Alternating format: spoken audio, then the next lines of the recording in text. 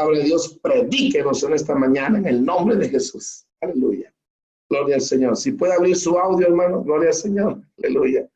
Amén. Aleluya. Hermana Denise, ¿lo puede abrir el audio, por favor? Aleluya. Ahí está. A ver, vamos a esperar a nuestro hermano Ramón. Ahí está. Gloria al Señor. Bendiciones, buen día a todos. Gracias, Pastor Marvel. Gracias. Dios le bendiga mucho ahí en Chiapas, a la hermana Stephanie González, a la hermana Ives Zapata, al hermano Eduardo y su esposa Yamilet, y también al hermano Gerson Rosso, la hermana Denise. A todos muy buenos días en este día miércoles, o martes, perdón, estoy un poco adelantado, día martes, creo que es 19 ya del mes de junio, volando el tiempo. Gracias a todos los que ya están conectados a través de Facebook Live.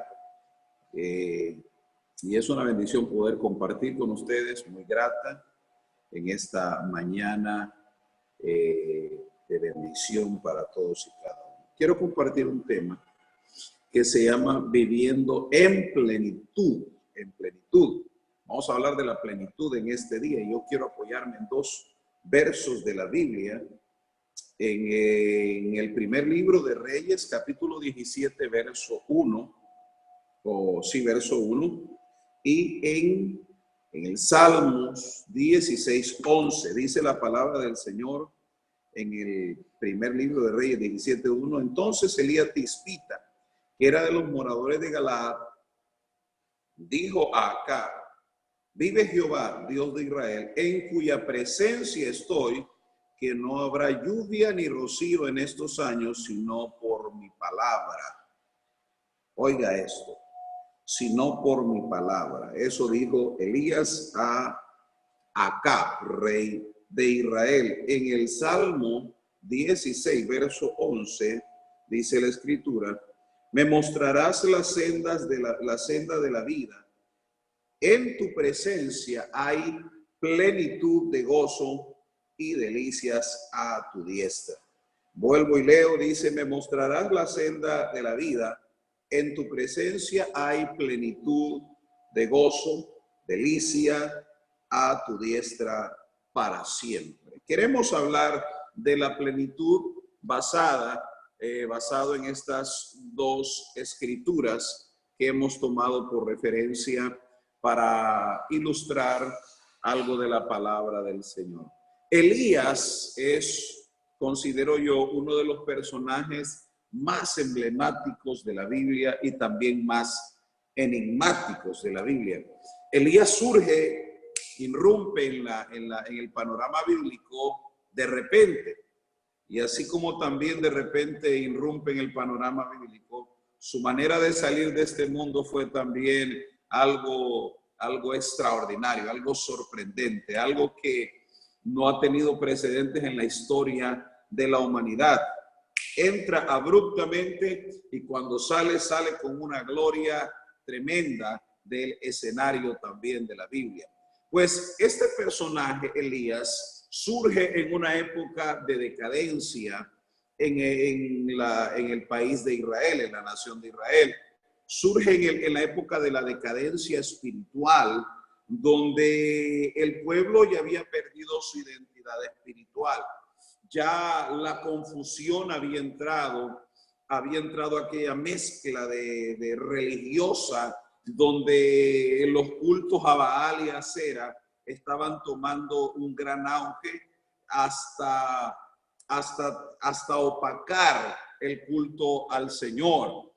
Y lo trascendente de esta historia es que no solamente el culto a Baal y a Acera estaban tomando fuerza o tomaron fuerza, pero también se impusieron a través de la violencia, porque la historia relata que en los días de Acab se persiguieron a todos los profetas de Jehová y les daban muerte. O sea que el propósito era extinguir el culto al Señor, extinguir el nombre del Señor del pueblo de Israel, quitarle al pueblo una identidad espiritual que había sido forjada a través de los años por medio de Moisés y por los profetas subsiguientes, por el sacerdocio que Dios estableció para el pueblo de Israel y por todos aquellos que formaron parte del ministerio, sean los levitas, sacerdotes, sumos sacerdotes, profetas, jueces y todo ello, ellos fueron construyendo una cultura espiritual en base a los mandamientos del Señor. Y cuando llega el rey Acab a gobernar y su mujer extranjera, Jezabel, que ella impone el culto a sus dioses y que empiezan a perseguir al pueblo de Dios, a exterminar a los profetas, a matar todo, a destruir todos los altares, aleluya, en el pueblo de Israel, de tal forma que ellos no querían que el nombre de Dios fuera invocado sobre su propio pueblo. Ellos confundieron totalmente la adoración y trajeron a Israel idolatría. Dios luchó con Israel para quitar la idolatría de su pueblo desde la salida de Egipto hacia la tierra prometida. Y una de las palabras que recuerdo en este momento, cuando Dios sacó al pueblo de Israel, dice la escritura que Dios iba a juzgar y se iba a glorificar sobre todos los dioses de Egipto. O sea, Dios iba a sacar de la mente y del corazón del pueblo de Israel la idolatría. Pero aquí vemos a Acab, un israelita, con Jezabel, una mujer pagana, metiendo con una fuerza impresionante la idolatría dentro del pueblo de Israel. Están metiendo con toda fuerza, pero no solamente están haciendo eso, sino que están amputando la adoración, están golpeando en el centro espiritual de Israel, tratando de extinguir ese nombre que es sobre todo nombre, a tal punto que la identidad o que la confusión en los hijos de Israel empezó a tomar acción, porque ellos ya no sabían si era Baal, el Dios de Israel, o si era Jehová, el Dios de Israel. Miren este punto tan trascendente. Y Dios toma acción en esto, porque en ese tiempo que se desató todo tipo de persecución contra los siervos del Señor y contra todos sus profetas, empezaron a derribar los altares que habían en Israel para la adoración y la invocación del nombre. Surge Elías como una fuerza espiritual, con un poder espiritual y con una convicción de que Dios es un Dios que va a preservar, aleluya, a su pueblo y va a preservar esa adoración y que nada va a poder detener el avance de ese nombre y nada puede detener el avance de su pueblo y nada puede detener el conocimiento y la revelación de este Dios. Eso me trae a memoria lo que dijo el Señor en el Nuevo Testamento, que las puertas del Hades no van a prevalecer contra la iglesia. Venga lo que venga, venga persecución, vengan necesidades, venga lo que quiera venir, la iglesia siempre seguirá adelante porque esta iglesia la sostiene el Señor. Gloria al nombre de Jesucristo. Ahora, para vivir en plenitud hay que estar entregados a la plenitud. La palabra plenitud se deriva de un vocablo hebreo que se nombra soba, que quiere decir en su raíz etimológica proviene también de la palabra saba o sabea, ¿verdad? Que soba su significado es santificación o satisfacción, perdón, es una satisfacción de alimento o figurativamente es una alegría. Eso significa plenitud, basados en estas dos palabras, en cual tiene su raíz primaria la palabra plenitud, que es soba o saba o sabea, que significa satisfacción, significa soba, ¿verdad? Satisfacción de alimento o de alegría. Pero también cuando estudiamos la palabra plenitud significa saciar, que viene, o saciarse, que significa, o que viene de también de soba, pero también sabea significa saciar, llenarse o tener una satisfacción o tener abundancia Eso es en su contexto todo lo que significa plenitud. Así que vamos a repetir un poco. Plenitud vamos a entender como una satisfacción, una llenura, una alegría, un estar saciado o saciarse hasta estar completo o llenarse a tener esa satisfacción o tener una abundancia. O sea que cuando Elías irrumpe en el escenario de la Biblia, él dice, vive Jehová en cuya presencia estoy. Él está hablando no simplemente de ser un profeta como los demás. No era un profeta de los palotes. Era un profeta que vivía en una plenitud de relación con Dios. Porque cuando él dice, en cuya presencia estoy, él estaba completamente convencido y seguro que hay un respaldo detrás de él. Por eso él está enfrentando al rey Acab y diciéndole unas palabras con tanta convicción. Y esa palabra se cumplió inmediatamente, que él dijo que no va a haber lluvia ni rocío, sino por mi palabra. La osadía del profeta nos demuestra o nos enseña que él estaba completamente convencido de su relación con el Señor. Dice la Escritura, dice de esa manera, en cuya presencia estoy.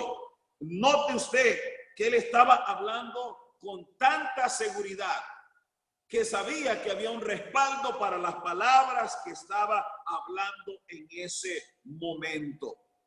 Existen puertas que Dios quiere abrir para sus hijos, para su pueblo.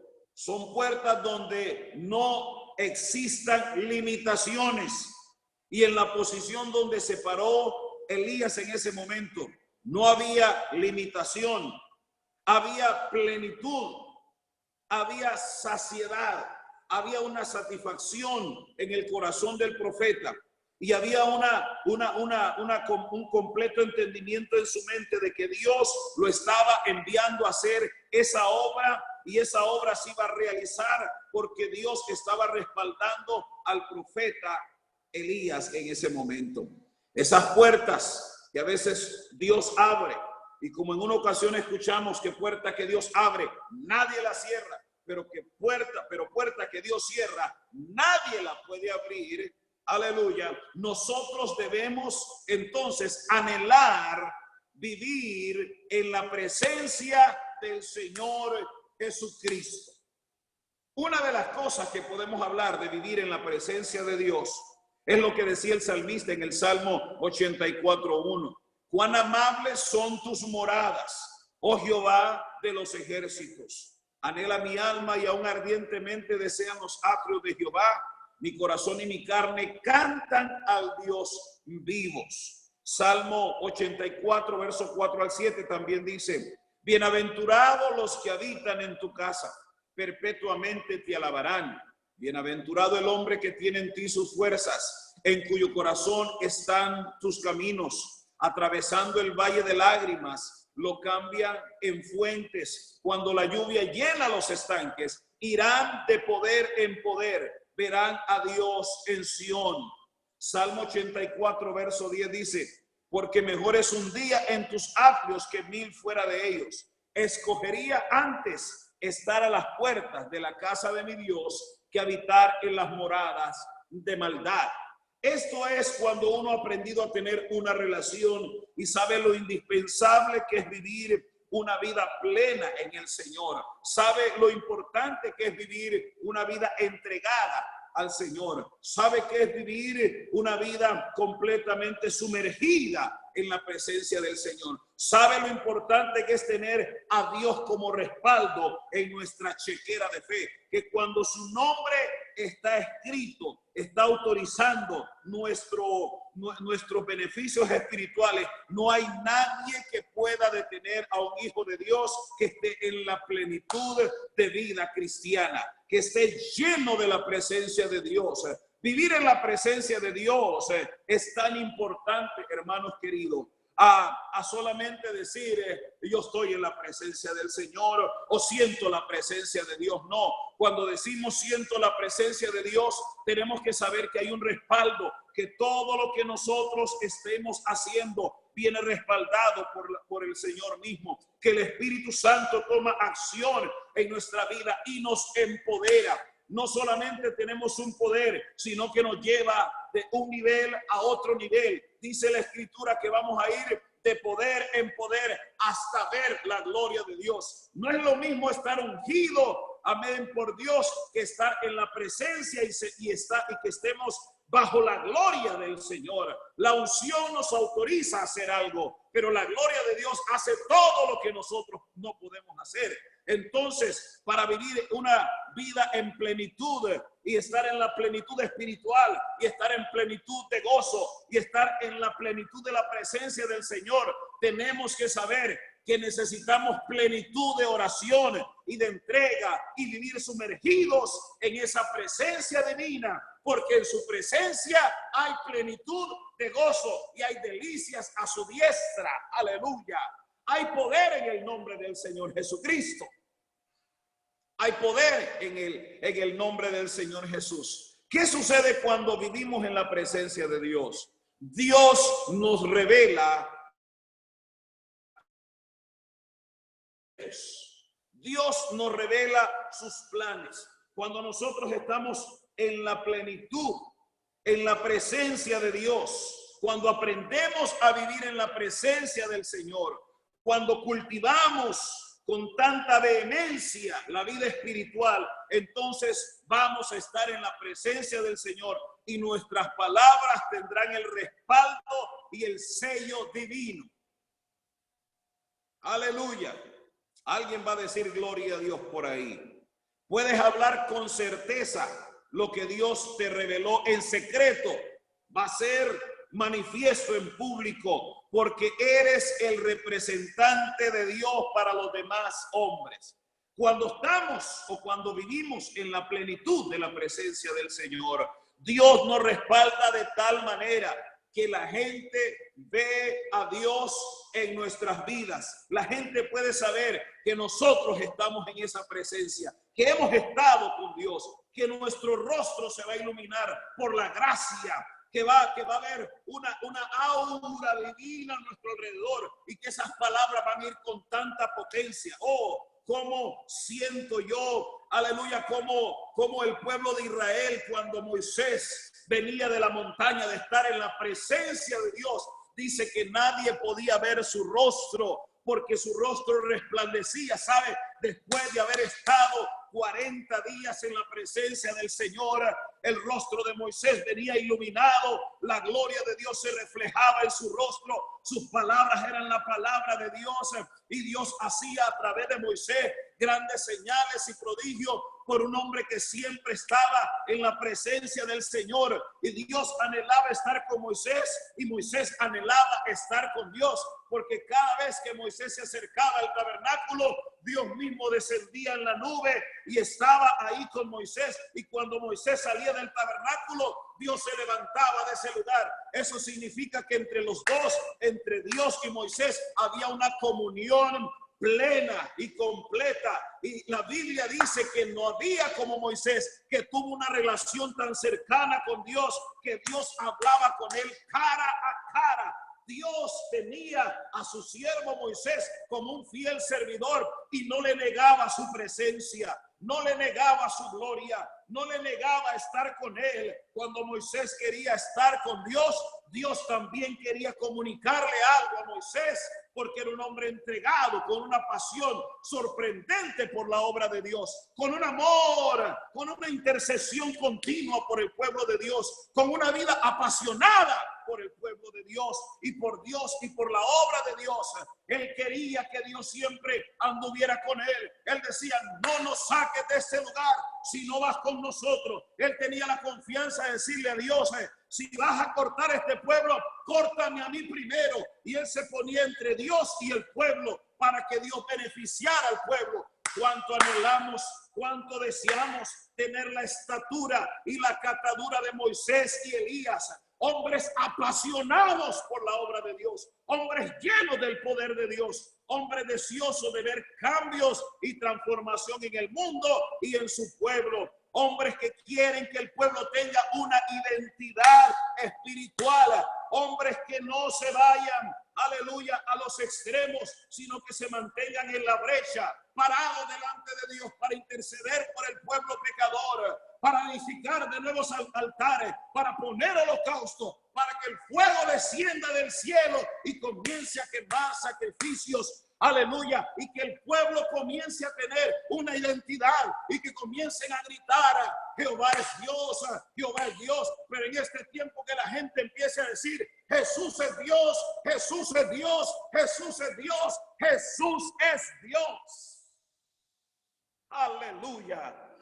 Aleluya. Y contagiar y contaminar esta generación de ahora con una pasión acerca de la obra de Dios tremenda. Tener esa pasión. Oh, gloria al nombre de Jesús. Tener esa pasión que desborda como la tuvo Elías. Aleluya. Elías vivía en una plenitud de pasión. Su pasión era plena, no era instantánea, no era microondas, no era así superficial. Elías era un hombre sujeto a pasiones, dice la Escritura, semejantes a las nuestras. Y oró fervientemente. Su pasión él la canalizó a través de la oración. Él se apasionó por la oración. Él tenía una pasión ferviente por la oración y oró para que no lloviese. Yo creo que esta fue una de las partes más fáciles. Orar para que no lloviera.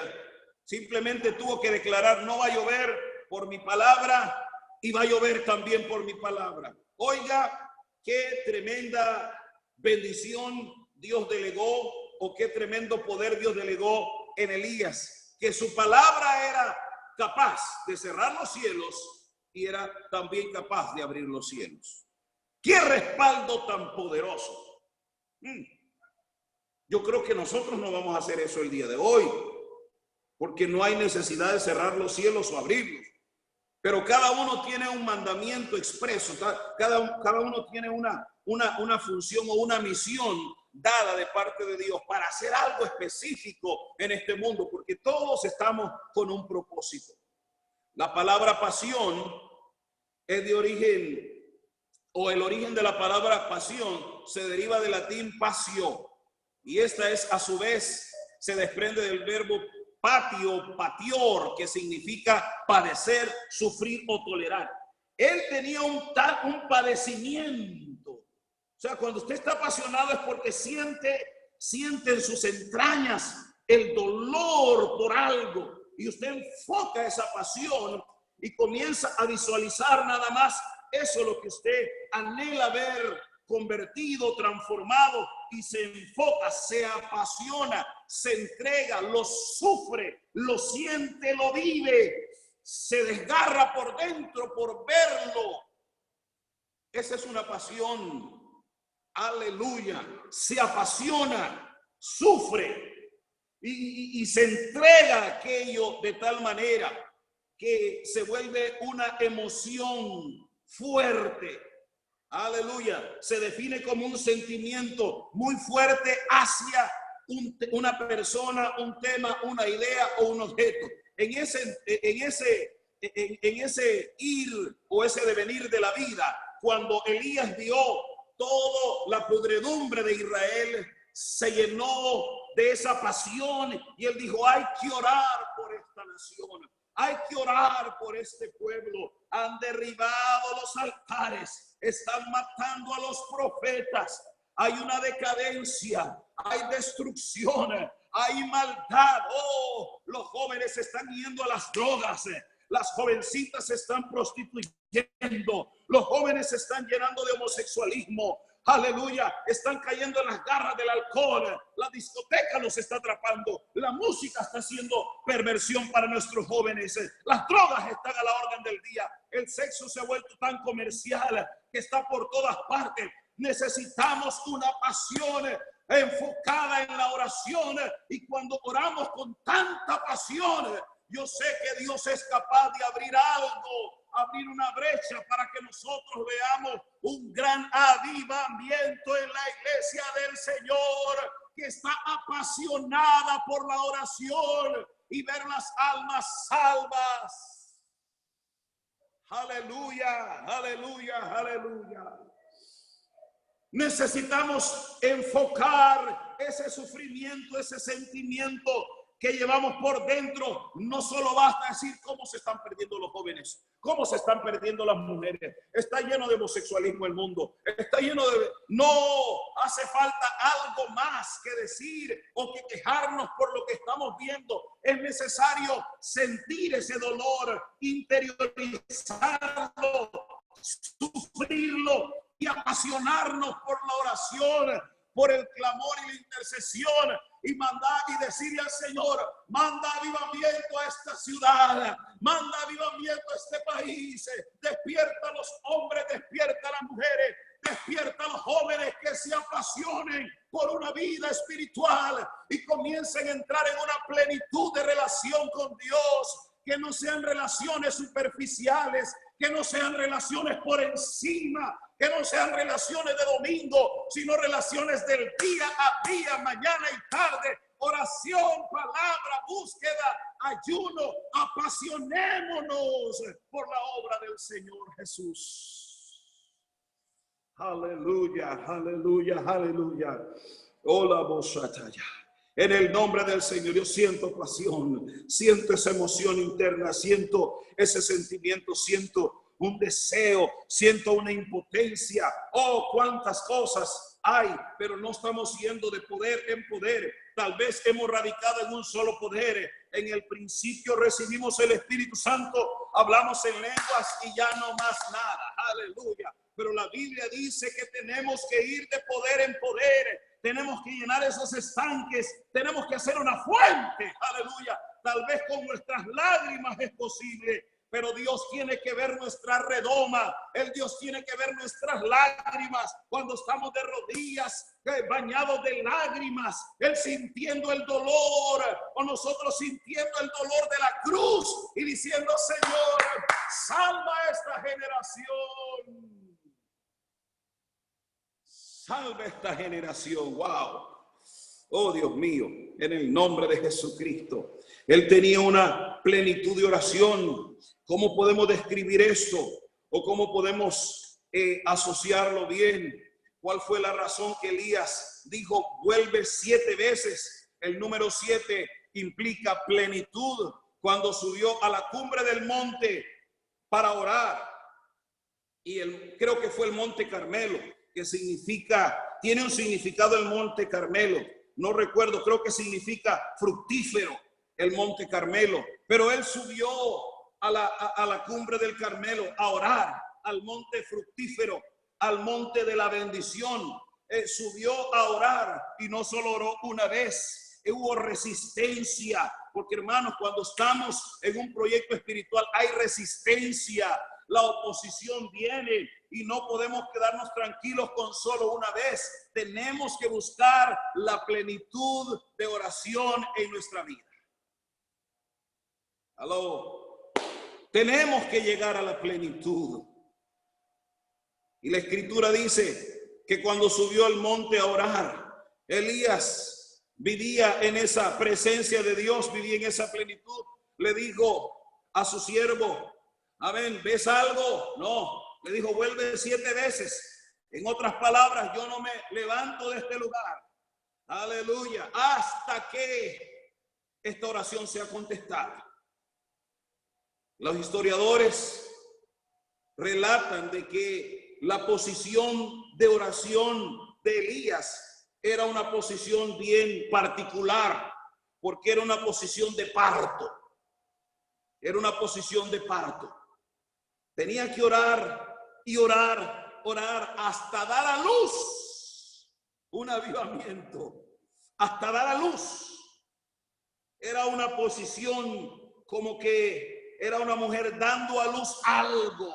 Así lo describen algunos algunos comentaristas que no era una oración fácil ni sencilla, pero una oración profunda y apasionada hasta dar a luz y ver a ese bebé espiritual salir de su vientre, porque era una oración que salía desde sus entrañas, desde lo más profundo. Por eso oró con tal fervor que Dios no pudo contenerse y dijo: aquí va mi mano de auxilio, Elías. Y empezó a figurarse en el cielo. Estaba tan despejado el cielo, estaba tan profundo, pero esa oración empezó a hacer figurar una mano que iba creciendo. Y yo digo que era la poderosa mano de Dios cubriendo los cielos y diciéndole: Elías, aquí está mi mano contigo en esta obra de oración. Sigue adelante. Y él le dijo: aleluya, es tiempo de lluvia. Se oye una lluvia grande. Es tiempo de avivamiento en el pueblo de Israel. Alabado sea su nombre. Es tiempo de avivamiento. Oh Dios mío. Oh Dios mío. Necesitamos esas oraciones de parto. Parir avivamiento.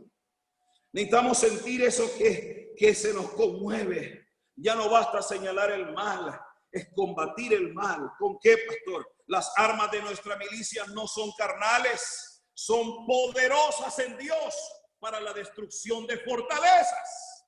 El diablo ha levantado fortalezas, pero mi Biblia dice que está en el mundo. Ay, ay, ay. Ay, ay, ay. Mayor es el que está en nosotros que aquel que está en el mundo. Yo creo que nosotros tenemos, aleluya, grandes posibilidades de ser más que vencedores. Y el apóstol Pablo dijo: todavía no habéis resistido hasta la sangre. Yo creo que tenemos que dejar la superficialidad de la vida espiritual, la comodidad. No tenemos dinero, pero estamos cómodos. No tenemos todo lo que queremos, pero estamos cómodos, esperando el día de la venida del Señor. Digo, ojalá que aquel siervo no se dedique a la embriaguez ni a la borrachera, sino que su Señor lo encuentre haciendo la obra que le encomendó, orando todavía, aleluya, sudando todavía en el campo de batalla, buscando las almas, sembrando la semilla, recogiendo alguna gavilla, trayendo cosecha, ayunando de nuevo, volviendo a llorar para sembrar, volviendo a orar la tierra, apasionados por la obra del Señor Jesucristo. Apasionados por la obra del Señor. Aleluya. Tenemos que vivir en plenitud de fe. Ya termino. Deme unos 2 minutitos. Tenemos que vivir en plenitud de fe. Elías tenía la certeza y la convicción de que iba a llover. Porque Dios le dijo: va a llover, si oras va a llover. ¿Cuántas veces no nos ha dicho el que cree, si 2 se pusieren de acuerdo en tal cosa que piden, se les será hecho? Está dada la palabra, está escrita. No está sellada para nosotros, está abierto. El que se pone de acuerdo, los que se ponen de acuerdo, va a suceder. El problema es que no hay acuerdo para nada a veces. Estamos tan distantes el uno del otro. Cada quien quiere hacer su propia obra. Cada quien quiere trabajar para su propio reino. Cada quien quiere vivir para lo que quiere vivir. Aleluya. Y necesitamos vivir en plenitud de fe. Uno de los, aunque es parte de otro mensaje que tengo, pero quiero tocarlo un poco. El profeta Elías sentía dolor, dijo: los altares están destruidos. Señor, los altares están destruidos. Estaba tan apasionado hasta la depresión. Wow. Hasta se deprimió por tanto dolor que lleva por dentro, tanta pasión. Los altares están destruidos. Han matado a estos profetas. Y el pueblo ha perdido completamente la identidad. Porque Acab y Jezabel se dedicaron en su reinado, en esa tiranía de gobierno que tenían. No querían saber más que Jehová se mencionara en Israel. Pero hubo uno que se paró en la brecha con Dios y dijo: aleluya, aquí vamos a ver quién es el Dios de Israel. Vamos a dejar de pensar en 2 cosas. Vamos a dejar de cavilar. Si Jehová es Dios, síganle. Si vale Dios, váyanse con él. Pero vamos a quitar esta dualidad de pensamiento. Vamos a recobrar nuestra identidad y vamos a saber este pueblo quién es el verdadero Dios de Israel. ¿Sabe? Cuando tenemos una pasión, entregamos la vida por esa pasión. Alguien dijo, encuentra una pasión y síguela. Esa es toda la enseñanza que necesitas. Pasión, pasión y pasión. Hay que vivir en plenitud de gozo.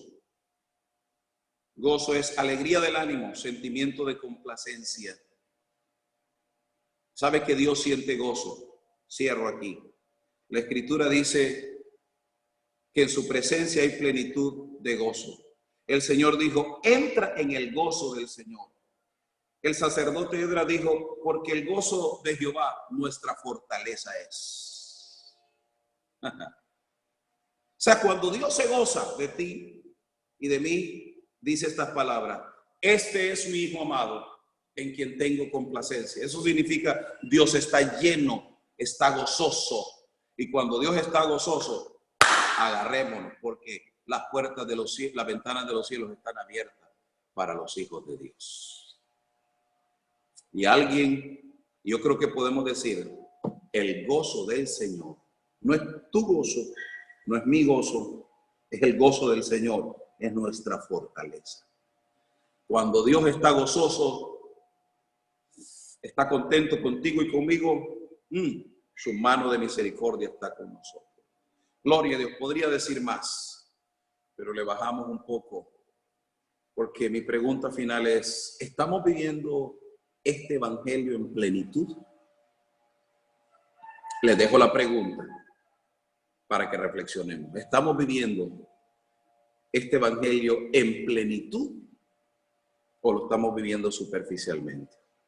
Bendiciones en esta mañana a todos los guardianes y los que de alguna forma son parte de los guardianes, aunque no los tengamos tabulados en alguna libreta o en algún lugar, pero que día a día están con nosotros. Bendiciones, la paz de Cristo llene sus corazones en esta mañana. Gracias, Pastor Ramón. Qué tremendo.